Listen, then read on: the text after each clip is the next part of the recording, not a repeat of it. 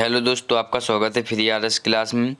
कक्षा 11वीं वाले विषय राजनीति शास्त्र का इसका सॉल्यूशन मैं लेके आ चुका हूं। तो आपका सॉल्यूशन लगभग आधा हो चुका है, तो जल्दी से जल्दी चैनल को सब्सक्राइब कर दीजिए। तो मैंने अभी एक वीडियो डाली थी, तो उस पर रिस्पॉन्स बहुत ज़्यादा मिल रहा था, तो मैंने आधे सॉल्यूशन मैंने कर लिया है। तो ये देख लीजिए, पहले मैंने ये वीडियो 2 वीडियो में ऑलरेडी मैं डाल चुका हूँ। यहाँ पर आपको 545 भर लेना है।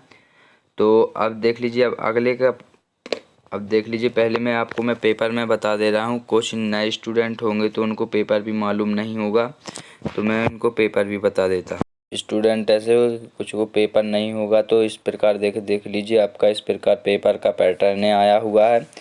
तो मैं इसमें कुछ बता देता हूँ। तो मैंने अगले पेपर में मैंने प्रश्न क्रमांक 4 तक अपलोड कर दिया है। तो अब मैं सोच रहा था कि रात में ही इनकी तैयारी करवा दूँ, तो कल आप अच्छे से करके ले जाइएगा। तो देख लीजिए, आपके यहाँ तक संतुलित बजट किया है, उपयुक्त किया है, क्योंकि मैंने वहाँ से आंसर लिए हैं तो उनका प्रश्न क्रमांक नहीं दिया गया है। तो इसके लिए मैं क्षमा मांगता हूँ। तो इस प्रकार ये आपके आंसर रहेंगे, तो वीडियो को स्किप ना करिएगा। तो इस प्रकार ये रहे आपके आंसर। तो ये देख लीजिए, आपका पहले में आपका सत्य होगा, और दूसरे में आपका सत्य होगा, तीसरे में असत्य, चौथे में सत्य, पाँचवें में असत्य, छठवें में सत्य होगा। तो ये देख लीजिए आपके आंसर। तो आपके एक शब्द 8 400 400, जी हाँ, व्हाट्सएप नंबर याद कर लीजिए। आपको मैथ्स, फिजिक्स, केमिस्ट्री, बायोलॉजी, आपके हर डाउट, हर क्वेश्चन का वीडियो सॉल्यूशन आपको मिलेगा आपको व्हाट्सएप नंबर पर। आपको अपने मोबाइल पर 8 400 400 का आपको नंबर सेव कर लेना है, और आपको उस सवाल की फ़ोटो खींचना है, और आपको उसको क्रॉप करना है, और आपके 5 सेकंड में आपको सवाल का सॉल्यूशन मिलेगा।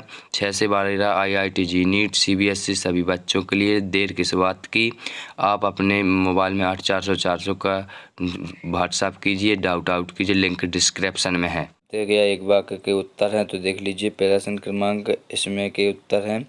उपयोगिता व्यक्तिगत क्या है, तो ये देख लीजिए, प्रारंभिक उपयोगिता एक वस्तु की इकाई से प्राप्त उपयोगिता कहा जाता है। यहाँ आ जाएगा आपका प्राप्त उपयोगिता।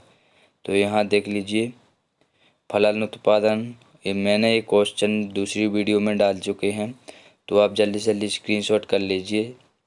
चेक कोई मुद्रा नहीं है, बैंक मतलब कि यार आपका हो सकता है कीमत रेखा, ये आपका जल्दी से जल्दी, क्योंकि 2 अंक का आपका आना है कल, तो जल्दी से जल्दी कर लीजिए।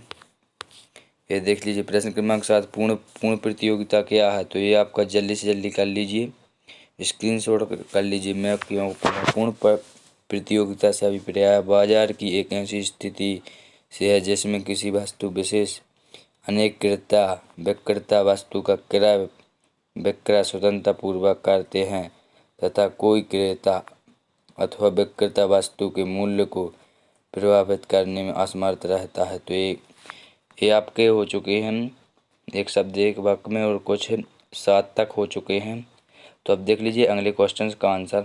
आपका प्रश्न क्रमांक 9 आ जाता है यहाँ से, तो इसमें आ जाएगा, समष्टि अर्थव्यवस्था से समस्त आर्थिक क्रियाओं का मतलब कि पूर्ण रूप से अध्ययन किया जाता है। राष्ट्रीय आय उत्पादन, रोजगार बेरोजगारी, व्यापार चक्र, सामान्य कीमत स्तर, मुद्रा संकुचन। इस प्रकार आपका ये हो जाएगा प्रश्न क्रमांक 9 का आंसर। ये हो जाएगा राष्ट्रीय आय से क्या अभिप्राय है, तो यह है किसी भी राष्ट्र की अर्थव्यवस्था द्वारा पूरे वर्ष में उत्पादित वस्तुओं सेवाओं को शुद्ध मूल्य का योग राष्ट्रीय आय कहते हैं। तो मतलब कि किसी भी राष्ट्र की आय या किसी भी राष्ट्र की आय मतलब कि पूरी वस्तुओं में जितना मूल्य हो सकता है, तो उसे जो वर्ष भर में किया गया है तो उसे राष्ट्रीय आय कहते हैं। तो इसमें केंद्रीय बैंक को परिभाषित कीजिए, इसका क्वेश्चन आया है, मैंने पहले ही बता दिया था। मैंने एक गलती हो चुकी है कि मैंने क्वेश्चन नहीं लिखे हुए। तो केंद्रीय बैंक किसी अर्थव्यवस्था में एक शिखर बैंक होता है जो मौद्रिक नीति निर्माण एवं क्रियान्वयन के सम्मिलित करते हुए समस्त बैंक क्रियाकलापों के नियंत्रण, नियमन और निरीक्षण का कार्य करता है। भारतीय रिजर्व बैंक आरबीआई का केंद्रीय बैंक है। तो आपको ये लिखना, इसका क्वेश्चन एक आया हुआ है, अप्रत्यक्ष की परिभाषा कीजिए। जैसा कि नाम में स्पष्ट है, अप्रत्यक्ष कर यानी ऐसे टैक्स जो अप्रत्यक्ष रूप से सरकार तक पहुंचते हैं। तो इस तरह कहते हैं टैक्स प्रत्यक्ष के बिल्कुल विपरीत होता है। राज्य के द्वारा खपत, आयात, निर्यात और उत्पादन इत्यादि में जो कर लगाया जाता है वो अप्रत्यक्ष का। बजट की विशेषता में बताइए। यहाँ पे आपको देख लीजिए पूरा का पूरा मैंने सॉल्यूशन बहुत हार्डली तरीके से मैंने दिया है। तो जल्दी वीडियो को लाइक कर दीजिए, चैनल को जल्दी सब्सक्राइब कर दीजिए, ना अन्यथा आगे के आपके सॉल्यूशन बिल्कुल नहीं आएंगे और ना ही मैं पेपर डालूंगा आगे का। तो बजट को विशेष अवधि, आय व्यय, नीतियों, नियमों, आर्थिक दशाओं ध्यान में रखते हुए बनाया जाता है, इसलिए बजट विशेषता से परिपूर्ण होता है। सरकारी की प्रमुख विशेषताएं निम्नलिखित हैं। तो ये देख लीजिए आपका निम्नलिखित कौन कौन सी हैं। तो आपकी बजट का आधार रोकड़ राशि, इसके अंतर्गत बजट को बखीर खाते में आधार पर तैयार न करते हुए नकली के आधार मैं यहाँ से आपको मैं बता रहा हूँ, एक्सप्लेन कर रहा हूँ, बनाया जाता है। दूसरे शब्दों में कहा जाता है कि बजट समस्त आय व्यय रोकड़ आदि में होते हैं, क्योंकि इससे सरकार को वास्तविक स्थिति का पता चल जाता है। मतलब कि इसके अंतर्गत बजट के बखीर खाते के आधार पर तैयार न करते हुए नकदी आधार पर बनाया जाता है। मतलब कि बही के खाते पे ना इसको तैयार किया जाता है, नकदी आधार पे बनाया जाता है। इतना आपको लिख देना है। आपको इतना सिंपल से पता ही होगा कि बही के आधार पे तैयार नहीं किया जाता है, नकदी आधार पे बनाया जाता है। और बजट की समझता है फिर रोकड़ राशि में, क्योंकि इससे सरकार का वास्तविक स्थिति पता चल जाता है। तो दूसरे का होगा सफल राशि। तो सफल राशि में आपका हो जाएगा, जो हो जाएगा आपका सफल राशि में बजट के अंतर्गत आय व्यय, मतलब कि आय और जाना भी होता है, सफल राशि दिखाई जाती है। सामान्य शब्दों में कहा जाए तो आय प्राप्त करने के किए गए व्यय को आय से घटाकर नहीं दिखाया जाता है। इसमें कुल आय एक ओर तथा कुल व्यय एक ओर दिखाया जाता है। परिणाम स्वरूप बजट का निर्माण करते समय तथा क्रियान्वयन करते समय समन्वय बना रहता है। तो इस प्रकार ये हो गया। इस प्रकार अब हो गया विदेशी विनिमय दर का क्या अर्थ है। तो आपका एक्सपीरियंस ये रहा होगा। तो जल्दी से जल्दी वीडियो को लाइक कर दीजिए। तो ये देख लीजिए, इसी विनिमय रेट कहते हैं जो एक देश की मुद्रा मूल्य पूरे देश में प्रदर्शित होती है। दो विदेशी विनिमय जो देशों की मुद्रा इकाइयों के बीच एक देश की मुद्रा वह मात्रा होती है जिसके द्वारा दूसरे देश की मुद्रा की इकाई क्रिया कहा जाता है। इसमें उपभोक्ता बजट का जीखिए।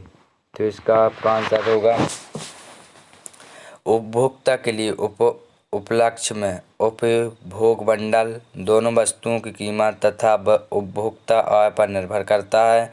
निश्चित आय तथा दोनों वस्तुओं की कीमतों को देखकर उपभोक्ता केवल उन्हीं बंडलों को खरीद सकता है जिनके मूल्य आय से कम हो या बराबर हो। मतलब आप समझते हो उपभोक्ता बजट प्रतिबंध कहलाता है। और आपका प्रश्न क्रमांक 15 ये है, संतुलन बजट क्या है। और जिसने वीडियो नहीं देखी हो वे दोनों तो डिस्क्रिप्शन में जाएं और लिंक पर क्लिक करें तो आपके सही विकल्प आपका क्लियर हो जाएगा कि बजट प्रक्रिया, मोमबत्ती योजना, एक संतुलन। और मैं टेलीग्राम में मैं लिंक भी दे दूंगा, आपको PDF चाहिए तो मैं टेलीग्राम पे मैं आपको लिंक भी दे दूंगा। तो ये देख लीजिए, प्रश्न क्रमांक की बजट प्रक्रिया में वित्तीय योजना एक संतुलित बजट ऐसी स्थिति में बदला जाता है जब कुल राजस्व, कुल व्यय, बराबर या उससे अधिक एक वर्ष के राजस्व खर्चों को खर्च किए जाने के बाद बजट को संतुलन माना जाता है। ये देख लिए आर्थिक 16वां तक मैंने हल किया था।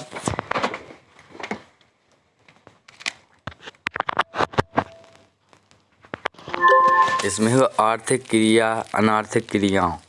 तो इसका अनार्थिक क्रिया जो क्रिया हैं जो धन अर्जित करती अपेक्षा संतुलन प्राप्त करके उद्देश्य से हो जाते उन्हें अनार्थिक क्रिया कहते हैं। इस तरह की क्रिया को सामाजिक उत्तरदायित्व पूरे मनोरंजन स्वास्थ्य कहते हैं। कीमत आय ये आपका 70वां में दिया गया है। कीमत आय आपको पता होगा कि देख लीजिए मैंने पूरा का पूरा मैंने हल कर दिया है। तो बिल्कुल वीडियो को स्किप ना करें और वीडियो को लाइक कर दें, चैनल को जल्दी सब्सक्राइब कर दीजिए। यदि आपको लिखित में चाहिए तो मुझे अभी का भी कमेंट कर दे, तो मैं रात को मैं सोऊंगा नहीं, मैं आपके लिए मैं आपको मेहनत करूंगा।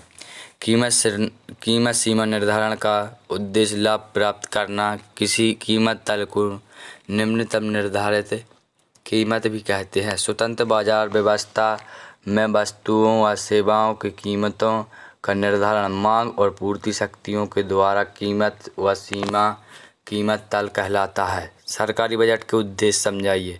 सरकारी बजट के उद्देश्य हो गए इन्हें बिलीव इन हिंदी बजट को माध्यम से सरकारी बजट के उतार चढ़ाव जैसे मुद्राकृत या अपस्फीति रोकना, अर्थव्यवस्था में वस्तुओं और सेवाओं की कीमतों का स्थिर रखने के लिए सरकारी अपस्फीतियों के समय घाटों का बजट और मुद्रास्फीति के समय अधिशेष बजट रखती हैं। तो आपका ये हो चुका है। जल्दी वीडियो को लाइक कर दिए। यदि और क्वेश्चन रह गए होंगे तो मैं पूरा का पूरा मैं अब क्लियर सॉल्यूशन में लिखित में राइटर में मैं खुद कह रहा हूँ। तो अब मैं राइटर में मैं आपको पूरा का पूरा मैं लिख दूँगा। Thank for watching. अब मिलते हैं अगली वीडियो में। आपको अब बिल्कुल सुबह आपको 6 बजे आपको तैयार रहना। तो इसका मैं पूरा मैं एक एक में एक्सप्लेन करके समझा दूँगा। Thank for watching. अब मिलते हैं अगली वीडियो में।